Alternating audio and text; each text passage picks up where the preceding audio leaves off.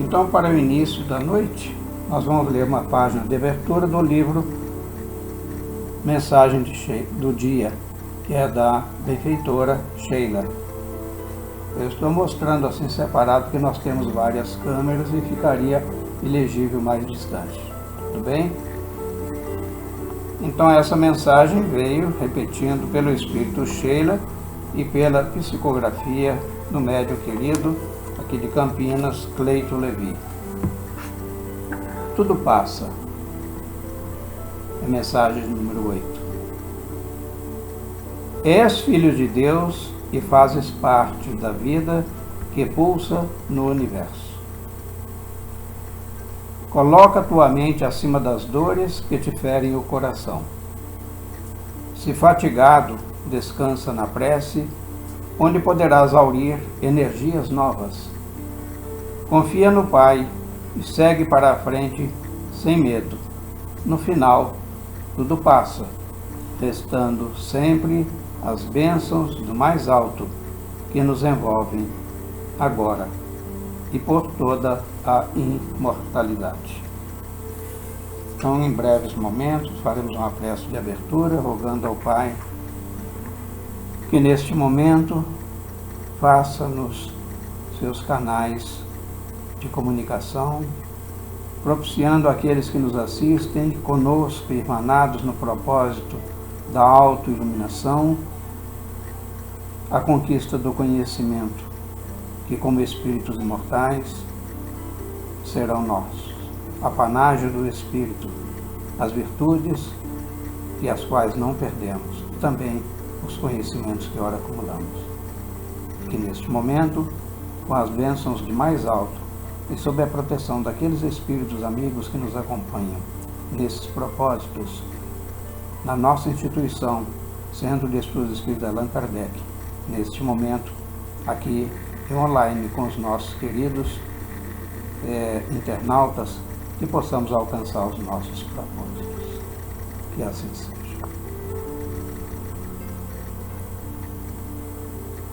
Bem, dando início, ou melhor, continuidade, aos estudos que viemos de acompanhar, já caminhando então hoje a 7ª aula, o nosso material de apoio é este, e naturalmente as obras básicas, né? Que é o estudo sistematizado da doutrina espírita, edição da FEB, no programa fundamental, tomo 1. Na aula de hoje, vamos buscar entender as metodologias que nós vimos na semana passada e objetivos específicos hoje, justificar a importância da aplicação do método experimental. Para a elaboração da doutrina espírita, esse é o primeiro pilar, e o segundo, vamos tentar também, à luz desses esclarecimentos que serão trazidos, explicar por que a generalidade e a concordância se constituem na garantia dos ensinos dos espíritos. A semana passada, só para recordar, nós vimos as características, o caráter, a personalidade do codificador, o professor Hipólito, mais tarde Allan Kardec. Iniciando então, eles fazem uma referência chamada abordagem científica. Nós poderíamos até perguntar se Allan Kardec era um cientista, mas ele não era um cientista no sentido do termo, que não se dedicava a uma ciência em particular. Mas ele tinha uma cultura científica, sim. Então, em primeiro lugar, a serenidade com que ele encarou os fatos mediúnicos, com equilíbrio imperturbável, sem negar nem afirmar, a prioristicamente, absolutamente nada. É a chamada ideia pré-concebida. Olha, eu acho que é desse jeito. Eu costumo brincar dizendo que aquele que acha, ele erra. Porque, na verdade, ele está pausado, ele está apoiado em possibilidades que poderão se materializar ou não. Mas aí vai para o segundo momento. Ele diz, em segundo lugar, o domínio próprio, a fim de não se entusiasmar com os primeiros resultados. Então é muito comum aqueles que conhecem de alguma coisa, que acabaram de se inteirar daquele fato, ele põe-se a divulgar. A natureza daquele que usa o critério científico é cautela. Em terceiro lugar, o cuidado na seleção das comunicações. Estamos falando aqui de comunicações mediúnicas. Em quarto lugar, a prudência nas declarações, sempre com a preocupação de evitar divulgação precipitada de fatos que ainda não de todo examinados e comprovados. E no quinto momento, a humildade, que é também uma condição do espírito científico, interessado na procura da verdade, antes e acima de tudo. Kardec, ele tinha esse espírito investigativo de tal forma que, quando ele duvidava, ele parava. Era um momento de pensar, de concatenar, de unir as pontas. E ele teria elegido a dúvida como o mais fino instrumento de busca da verdade. Lição para todos nós, né? Muitas vezes, a fonte de onde provém uma informação é confiável. Mas em que se lastreia essa confiabilidade, a confiança desta fonte? Ela é legítima? Ela tem uma história? Então Kardec usava critérios parecidos com estes, né? Mas no final, se a dúvida existisse, ele caminhava por ali. Era uma senda, um sendal novo que se abria no universo de pesquisas a que ele se propõe. Mas adiantando, vamos agora fazer um paralelo entre o Espiritismo e a ciência. Em princípio, vamos dizer que está lá no livro, apoiado aqui, esse livro do Evangelho, também do ESE, e também nas obras básicas, né? Na Gênesis, sobretudo, em que o Espiritismo e a ciência se completam. É interessante esse preâmbulo, porque à época de Kardec havia litígio entre as doutrinas existentes, as religiões e as ciências. Então, as academias, elas viviam às turras com as chamadas organizações religiosas. E Kardec, neste momento, ele apresenta o Espiritismo e aqueles acadêmicos, eles de olhares desarmados e absolutamente com espírito investigativo, e ele se queda porque o Espiritismo então faz essa ponte entre a ciência e a religião, como viria mais tarde através do Evangelho segundo o Espiritismo, finalmente a quinta a obra da codificação, a Gênesis. Mas então, espírito e matéria são duas constantes da realidade universal. Então ele partia dessa premissa, né? E daí avançava, dizendo, na Gênesis diz que assim como a ciência propriamente dita tem por objeto o estudo das leis do princípio material, o objeto especial do Espiritismo é o conhecimento das leis do princípio espiritual. Veja bem, então num primeiro momento tinha a ciência acadêmica, vamos chamar assim as chamadas ciências exatas, aquelas catalogadas por Augusto Comte, como por exemplo a matemática, a física, a química, a astronomia, a biologia e as ciências sociais. Então esse era o horizonte maior das academias de ciências da época. Mas o objeto do estudo do espírito, ele não cabia a estas ciências. Por isso que o Espiritismo é o conhecimento, apresenta o conhecimento das leis do princípio espiritual. Abre uma nova janela para a humanidade. Aí ele afirma, ora, como este último princípio é uma das forças da natureza, que princípio?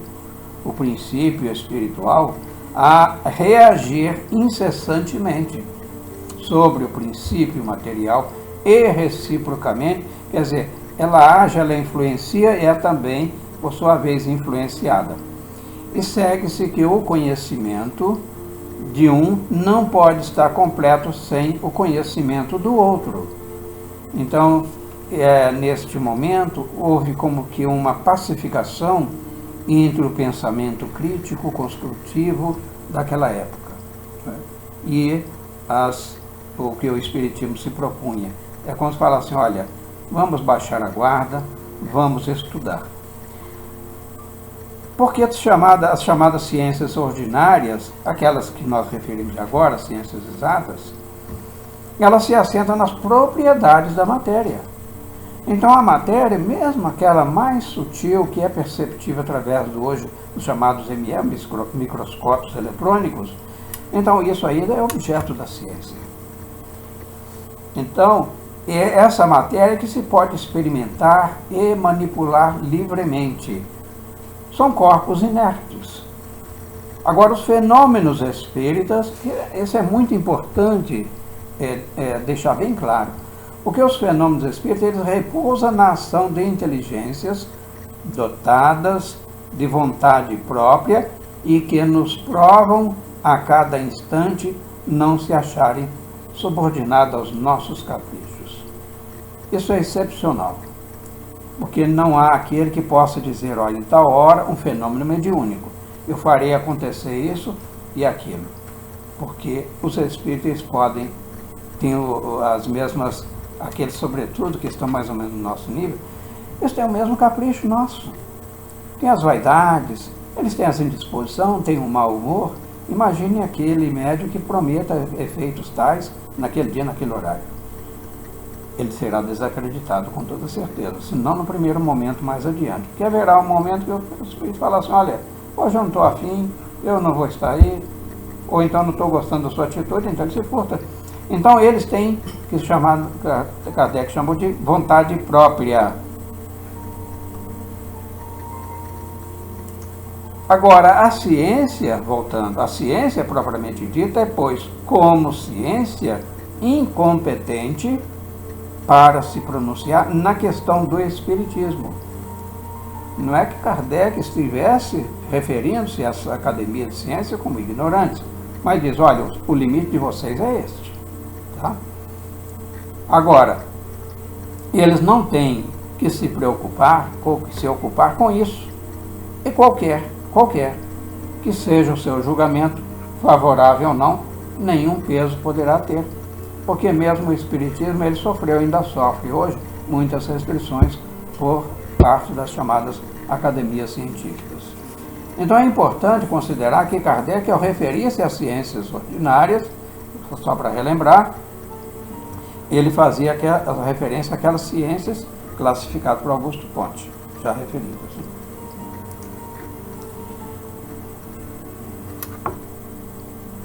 Agora, o método de investigação científica dos fenômenos espíritas. Esse método, ele foi adotado por Allan Kardec na investigação e na comprovação do fato mediúnico, que é um instrumento comprobatório da existência e comunicabilidade do espírito. Ouso proclamar, e eu estaria chovendo no molhado, conforme a expressão popular, dizer, não fossem os médiuns e as comunicações que através deles fluem a nosso favor, nós não teríamos absolutamente nenhuma ideia do plano espiritual. Entretanto, jamais faltou, a leitura é nossa, mas os fenômenos mediúnicos estarem inseridos por oportuno falar. Dentro dos chamados fenômenos naturais, eles sempre ocorreram. Mas então, o método adotado por Allan Kardec na investigação e comprovação do fato mediúnico é o experimental, aplicado às ciências positivas, como tais, fundamentados na observação, na comparação, análise sistemática e, finalmente, a conclusão. Era este o processo, e ainda muitas academias, muitas ciências o fazem, seguindo esse roteiro. Aqui, na verdade, nós estamos passando um roteiro simplificado do processo. Mas há que se chegar a uma conclusão, isso é importante. É o quinto e último passo. Então ele concluiu, Allan Kardec, pela existência dos espíritos, quando essa existência ressaltou evidente da observação dos fatos, procedendo de igual maneira quanto a todos os demais princípios. Então não foram os fatos que vieram posteriormente confirmar a teoria, ou seja, num primeiro momento, aquele investigador científico, ele elabora uma teoria, uma tese, e a partir daí ele desenvolve pesquisas. No caso do Espiritismo foi o contrário. Os fatos viriam comprovar a teoria, e a teoria é que veio subsequentemente, quer dizer, após, explicar e resumir estes mesmos fatos. É que é interessante. Porque a gente pergunta, mas por que houve isso? Por que houve essa inversão? Por uma razão muito simples. Eles é que são os reveladores. Eles que nos vêm trazer as leis pertinentes ao mundo espiritual. E não nós a dizer para eles como é que é. Por uma razão lógica. Estão no seu território. Então nós temos que ouvi-los. E a partir daí começar a tirar inferências, as conclusões. Mas então as ciências, elas só fizeram progressos importantes depois que os seus estudos se basearam sobre o método experimental. Então toda ciência passa necessariamente pelo campo da experimentação. Até então, ou seja, até aquele momento, Kardec trazia a lume a codificação, acreditou-se que esse método também só era aplicável à matéria. Ele falou, não, eles têm ali esse proceder. Então será que é assim também em relação à ciência espírita? Agora, também ele concluiria depois que isso também se aplicaria às chamadas coisas metafísicas. Então está lá muito explicitado bem isso, lá no capítulo 1 de A Gênese, quem quiser consultar, logo na introdução. Agora vamos falar um pouco sobre a lógica indutiva. Na indução científica, chega-se à generalização pela análise das partes. Então você desmonta, é como um quebra-cabeça, você analisa cada peça separadamente. E depois você, por indução, você vai chegando à conclusão sobre cada parte, o processo, o desempenho, o papel a desempenhar cada peça naquela ciência, Mas então foi assim que Kardec procedeu em relação à doutrina espírita. Acompanhe. Então, para e passo, nós temos uma explicação do procedimento científico e o procedimento adotado pelo codificador. E foi assim que procedeu Kardec, dizíamos, em relação à doutrina espírita, colocando-a confortavelmente entre as demais ciências. Porque, confortavelmente, que é a expressão que ele usou, porque ela estaria assentada em bases científicas, conforme o modus operandi das ciências acadêmicas. E o professor Herculano Pires, nós tivemos ele aqui entre nós, no estado de São Paulo, uma figura exemplar, estudioso, pertinaz, pesquisador.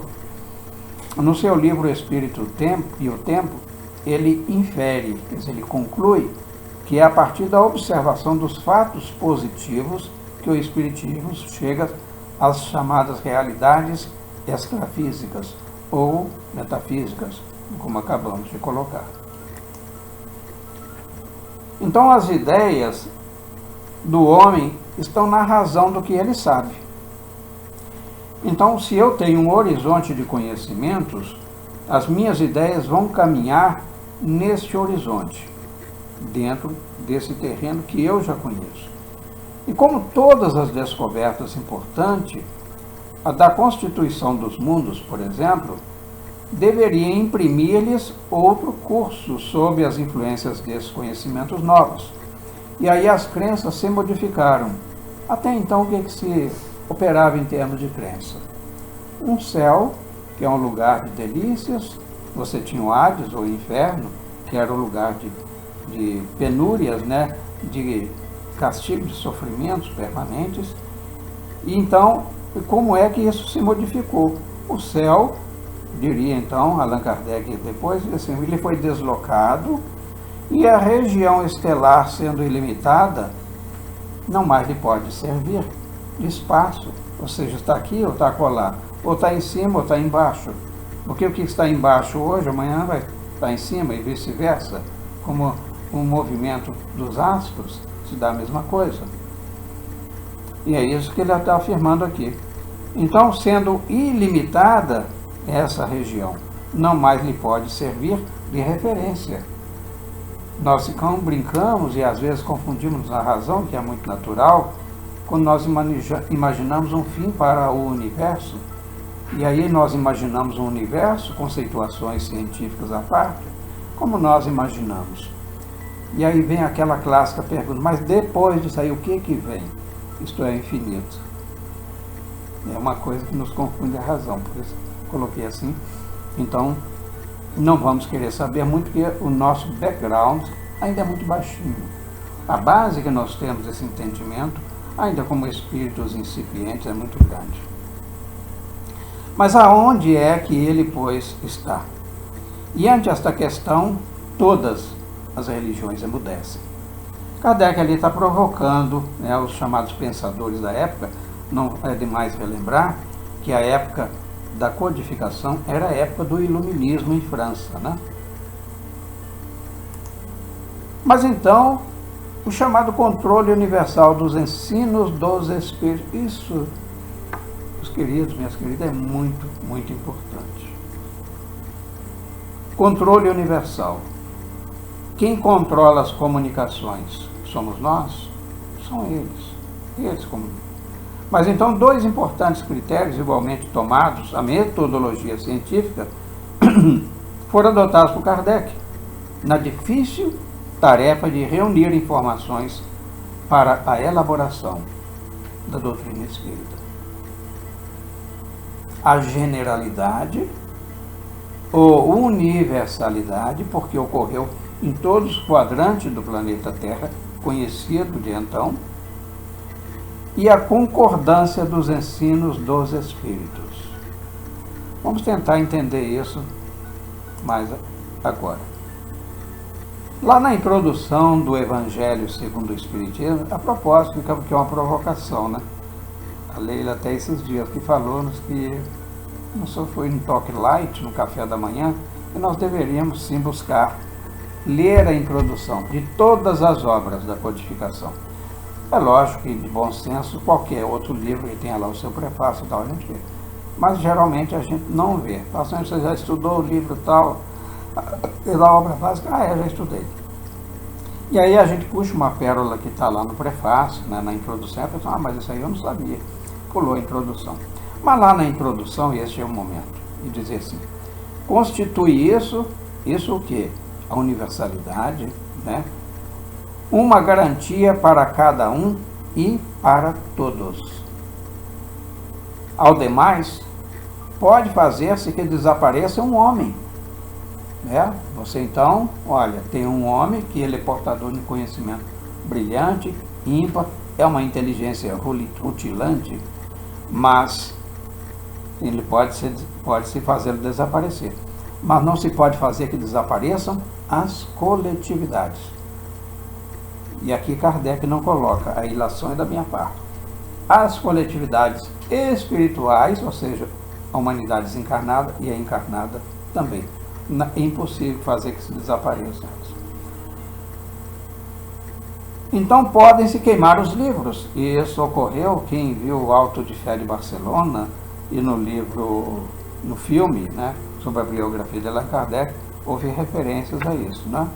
E também temos nas obras biográficas, né, do codificador, este momento, queimou seus livros, foi o livro dos Espíritos.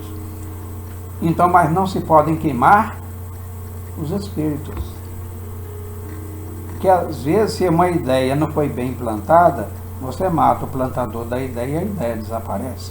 Se ela foi bem plantada, então, ela sucede germinar. Mas tampouco será um espírito, continuando ele na introdução referida, tampouco será um espírito que venha impor a quem quer que seja será toda a coletividade, a universalidade dos espíritos que se comunicam por toda a Terra, por ordem de Deus. Gente, há tempo para tudo. E esse tempo é o tempo de Deus. Ele não mede o tempo dele pelo nosso. Eu brinco dizendo assim, o relógio de Deus não tem ponteiro. Entretanto, esse caráter essencial da doutrina espírita é essa sua força, a sua autoridade. Quis Deus que a sua lei assentasse em bases inamovíveis. E por isso não lhe deu por fundamento a cabeça frágil de um homem só. Então quis Deus que a sua lei assentasse em bases inamovíveis. E o primeiro exame comprovativo ou comprobatório das mensagens dos Espíritos é, pois, sem contradita o da razão, ao qual cumpre se submeta sem exceção tudo o que venha dos Espíritos. Olha que importante isso aqui. Eu vou fazer um breve comentário. Desculpa, estou administrando o tempo aqui porque nós estamos numa formatação diferenciada daquela das aulas presenciais e também temos um compromisso com o tempo de vocês. Me perdoe aqueles que já estão, aquelas, né, que são duas, conforme consta aqui na relação de presença, que a Leila me passou, e que já estão inscritas regularmente nos cursos presenciais. Então, como Kardec fala, o primeiro exame comprobatório é, pois, sem contradito da razão. Lá no Livro dos Médiuns tem um capítulo chamado Dissertações Espíritas. Então ele coloca mensagens que tenham sido assinadas por espíritos quaisquer, e tem lá os nomes. Os nomes, geralmente, são nomes muito dignos, né? São nomes conhecidos, e que eles apõem ali a sua assinatura. Mas há que se analisar o conteúdo da mensagem e verificar se realmente aquele que assina foi o portador da mensagem. E vai adiantando nisso aí, para nós então começarmos a fazer um estudo aprofundado, né, da doutrina espírita.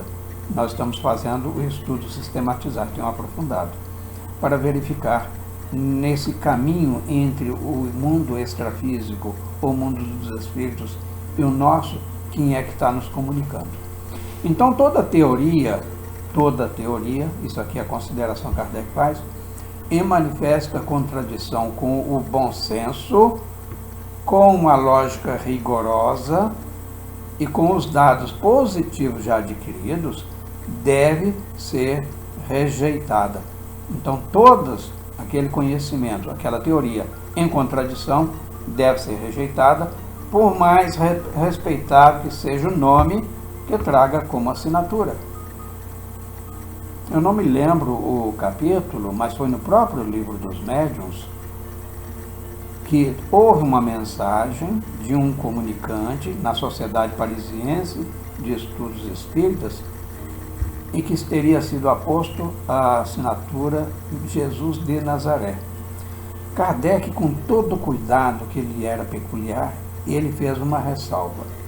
Ele bota uma nota após a comunicação e diz que tem se abusado tanto deste nome que ele, por prudência, se reservava o direito de omitir aquela assinatura, mas fazia aquela anotação. Então, a análise, o critério da análise daqueles exegetas, se deitassem sobre o texto referido, eles teriam muitas conclusões a tirar. Então, assim sendo, que hão de fazer aqueles que não depositam confiança absoluta em si mesmos? Então ele está colocando o seguinte: olha, confiança em mim bastante eu não tenho. Mas então o que tem que fazer? Buscar o parecer da maioria e tomar por guia a opinião desta. O que ele fez? Então, cerca de quase 1000 centros espíritas de diferentes partes do mundo, ele coletou informações. E essas informações, elas seriam reproduzidas através de publicações, dizendo aonde foi, o comunicador, o médium e a fonte local onde se deu aquela comunicação. Então, aquele que tivesse feito sido um canal, um médium em um determinado centro, numa determinada região, quando sair a publicação, ele fala assim, realmente foi isso o que que eu comuniquei, ou que eu dei publicidade. E os outros, por assim dizer, no mesmo modus operandi, eles falaram assim, tem autenticidade ali. E como cada um autenticou aquela mensagem, ela ganha sanção da verdade. E foi o que Kardec fez. Então ele coligiu todas essas mensagens, catalogou-as e por assunto. E cada um daqueles que geraram aquelas mensagens puderam comprovar depois. Por isso Kardec teria instituído mais tarde a revista de jornal, revista espírita, né? Ou revista Jornal de Estudos Psicológicos. Então, finalizando, uma só garantia séria existe para o ensino dos espíritos: a concordância que haja entre as revelações e eles façam espontaneamente. Esse espontaneamente é tudo, gente, porque não foi provocado. E tal dia você vem, tal outro, nós falamos, não, eu vou no momento que eu tiver espaço, porque a gente acha que os espíritos não têm nada que fazer, estão à nossa disposição. Não é bem assim. A realidade que eles comunicam para nós é bem diferente, tem muitas atividades. Nesse momento de dores, então, vocês não queiram saber, equipes gigantescas se movimentam do outro lado a nosso favor. Mas então, a concordância que haja entre as revelações, que eles façam espontaneamente, servindo-se de grande número de médiuns estranhos uns aos outros, é muito importante, não se conheciam, sequer falavam a mesma língua. Lembrando que Kardec era poliglota. Então, e comunicando-se em vários lugares. Depois, chegado o momento de serem entregues à publicidade, o momento que eu referi agora, cada um se lembrará de haver obtido instruções no mesmo sentido. Gente, nós estamos aí, quem está acompanhando ao vivo, estamos com uma certa intermitência na internet. Eu solicito vênia para vocês nos desculparem.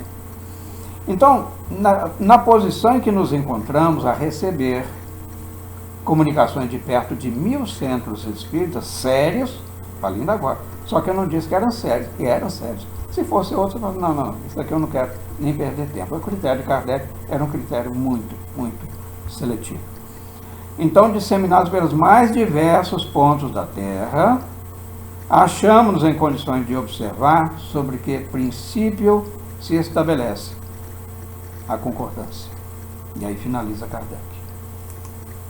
Então, aqui terminamos a aula de hoje.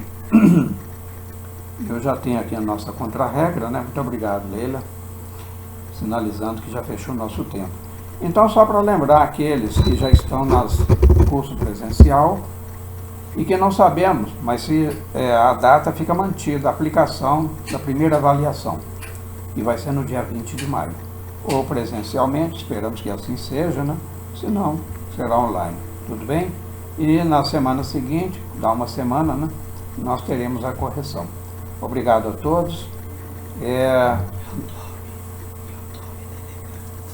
Então, neste momento, nós estamos também gravando para passar no YouTube, né?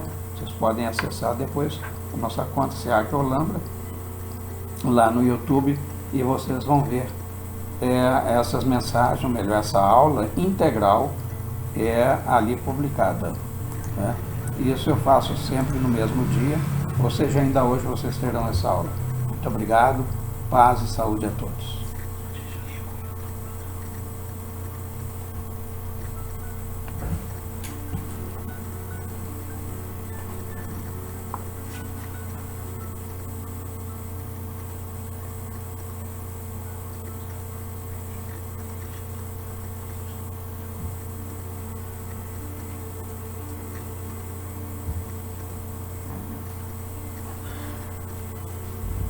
Queridos amigos, que nos acompanham nesta noite.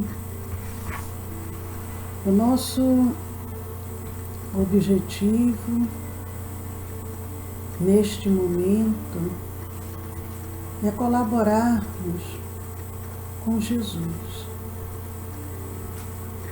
Nesse momento que a Terra passa por aflições. Nós que já temos um pouco mais de entendimento, de equilíbrio, vamos nos unir aos benfeitores amigos e vamos, a partir deste momento, irradiarmos os nossos melhores pensamentos e sentimentos para outros irmãos de humanidade que agora necessitam mais do que nós. Pedidos chegaram até nós de diversas localidades, irmãos que neste momento encontram-se nos lares ou nos hospitais, sendo assistidos. E nós lembramos quando Jesus nos convida ao trabalho e nos convida a curar. Então vamos com muita fé, com muito fervor, com muita confiança, vamos nos transportar. Vamos nos transportar a Galileia, há cerca de 2000 anos, um pouco mais. Jesus ali fala para seus discípulos, homens simples do povo, que ele convoca para participarem dessa obra, participarem da obra do Pai. Ele, como representante de Deus aqui na terra, convoca homens e mulheres, porque na sua manifestação, através dos seus ensinamentos, muitas mulheres também o seguiam, trabalhando em benefício dos demais. E ali, acompanhando a mensagem do Mestre Jesus, observando o seu olhar amoroso, observando o seu chamado, nós vamos entrando nesta sintonia de amor e de paz, para que os benfeitores amigos que agora encontram-se reunidos neste momento conosco possam se utilizar dos nossos melhores pensamentos e sentimentos, possam se utilizar do nosso magnetismo para transformar em medicações que sirvam para curar a tantos irmãos agora que precisam da cura da alma e precisam da cura do corpo. Vamos vibrando muito amor e muita paz e pedindo a Dr. Bezerra de Menezes, benfeitor espiritual do Centro de Estudos Espíritas Allan Kardec, pedindo o auxílio de Joana de Ângeles, que conhece a fundo a psique humana, a Dr. Manuel Filomeno de Miranda, que no mundo espiritual dirige um hospital psiquiátrico, a benfeitora Sheila, enfermeira amorosa, a Meimei, que cuida das crianças, a Dr. Marche, médico amoroso, que também dedicou a sua vida para curar. Que essa falange de luz unida a outros milhares de trabalhadores do bem, unidas aos governadores espirituais de cada nação, possamos agora criar uma grande rede de trabalho no bem. Vamos agora visualizando todo o nosso planeta Terra sendo curado. Neste momento, os benfeitores derramam sobre todo o nosso planeta gotículas curativas que se espargem sobre toda a humanidade, visitando todos os recantos do nosso globo. Essas gotículas de cura adentram sobre os hospitais, envolvendo todos os ambientes hospitalares, percorrendo todos os leitos e derramando essa chuva de bênçãos curativas sobre todos os enfermos. Mas essas gotículas também vão adentrando nos lares, nos asilos, orfanatos penitenciários, nas ruas. E suavemente essas gotas de luz provenientes dos benfeitores, manipulada pelas nossas vibrações, vão envolvendo a todos os corações, acalentando as dores, as aflições, as angústias. Vamos visualizando todo o nosso planeta Terra harmonizado, pacificado, curado. Vamos deixando o nosso coração se expandir com vibrações de muito amor e muita paz. E os benfeitores continuam o seu trabalho, envolvendo a cada irmão de humanidade, trabalhando célula a célula, molécula a molécula, essas gotículas de cura sendo derramadas sobre o alto da cabeça, suavemente vão penetrando através do centro coronário, envolvendo cada centro vital, do alto da cabeça à planta dos pés. E essa energia de amor, essa energia divina se expande do corpo perispiritual para o corpo físico, envolvendo a cada um desses irmãos, trabalhando as suas necessidades individuais, para que eles possam receber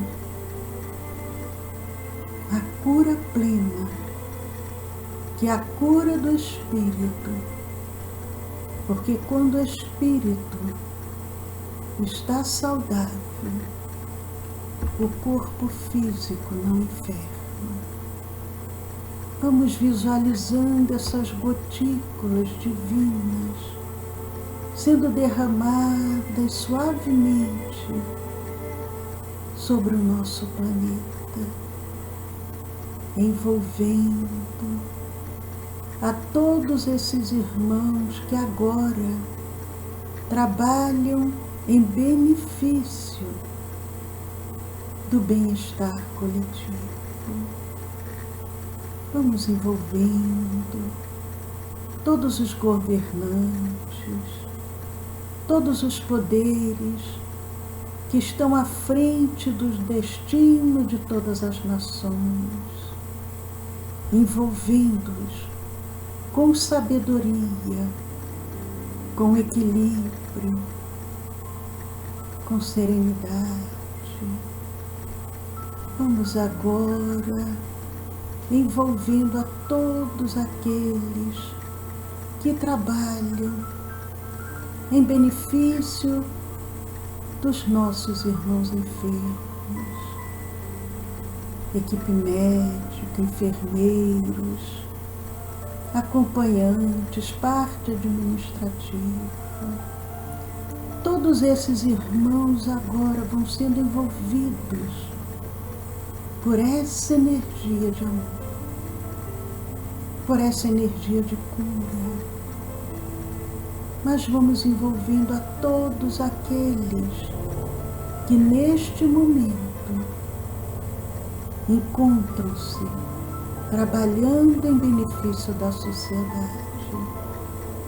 Bombeiros, policiais, motoristas, funcionários dos supermercados, das farmácias, dos postos de gasolina, parte de eletricidade, o gás, a água, todos esses que agora no campo continuam trabalhando para nos alimentar. Vamos agora visualizando todo o nosso planeta resplandecente de saúde, de harmonia e de paz. E neste momento, pedindo aos benfeitores amigos que possam magnetizar todas as águas que se encontram aguardando a magnetização, que Dr. Bezerra de Menezes, a benfeitora Sheila, Dr. Márcio, Joane de Ângeles, Meimei, Dr. Manuel Filomeno de Miranda, benfeitores que cuidam do Centro de Estudos Espíritas Allan Kardec, que possam agora adentrar nos lares que se encontram conectados com esta vibração, com os nomes que chegaram à nossa casa, aqueles que encontram-se agora nos hospitais e transformando essas águas, molécula a molécula, colocando a medicação necessária, individual, para cada um desses irmãos, transformando também, magnetizando o soro, magnetizando o oxigênio, as medicações, as alimentações, potencializando os efeitos de cura e ao mesmo tempo retirando todos os efeitos adversos, para que essas medicações sirvam apenas para curar. Vamos vibrando muito amor, muita paz, para que os benfeitores amigos se utilizem do nosso magnetismo para auxiliar a outros irmãos que neste momento necessitam mais do que nós.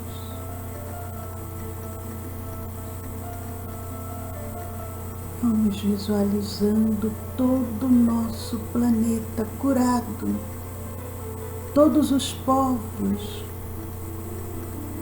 plenos de alegria, de fraternidade, de amor.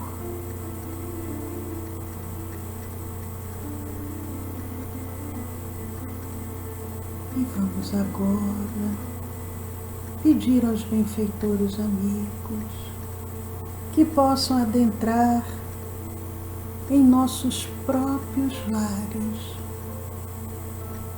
transformando os nossos lares em luz, em amor, em paz, em saúde, em equilíbrio.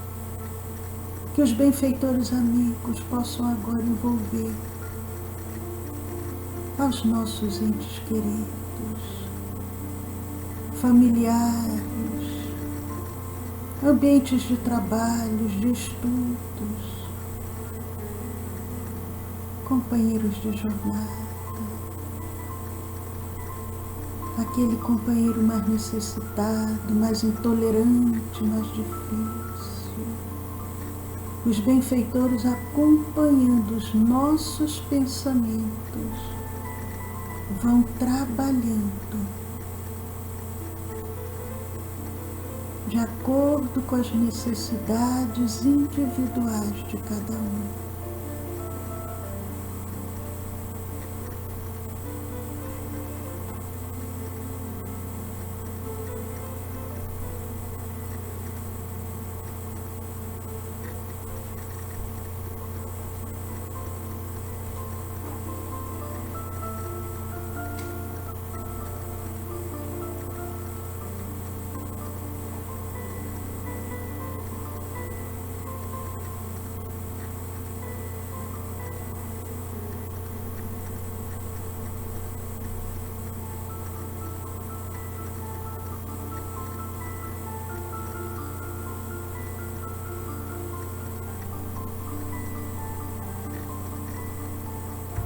E agradecendo a esses mensageiros do bem, tudo que foi oferecido aos nossos lares, familiares, entes queridos, e pedindo, Senhor, que magnetize também as nossas águas, colocando de acordo com as nossas necessidades individuais, transformando essas águas, Senhor, na água da vida. Aquela água, Senhor, que Tu ofereceste à mulher samaritana, para que ela nunca mais tivesse sede. E nos colocamos agora, receptivos aos benfeitores amigos, para que eles possam impor as suas mãos amorosas sobre nós e que neste momento possamos sentir essas gotículas curativas sendo derramadas sobre o alto da nossa cabeça. Vamos, cada um de nós, abrirmos os nossos corações para recebermos também essa cura que verte do alto sobre nós. Intimamente, vamos recitando a oração dominical, a oração que o Senhor nos ensinou, a oração do Pai Nosso que estás nos céus.